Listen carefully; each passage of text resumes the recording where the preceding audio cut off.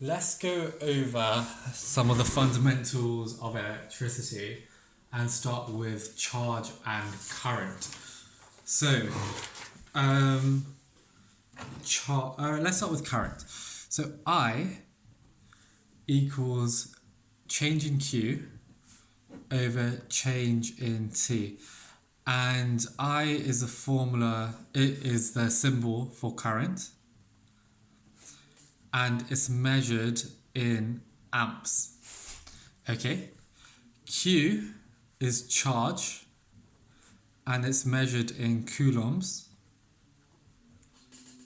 And T is time, and measured in seconds.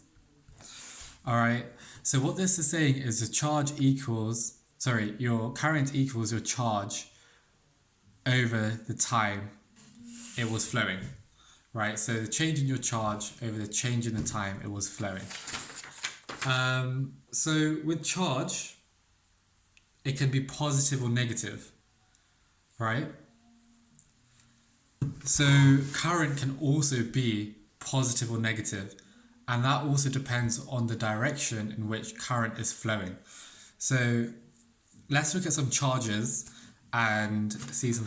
Okay, so if we look at some charges, a positive charge is something like a proton, and a negative charge is something like an electron. And they both have a relative charge of +1 and -1, and their actual charge, so electron's charge is negative 1.60 times 10 to the minus 19 coulombs, and a proton charge is 1.60 times 10 to the minus 19 coulombs.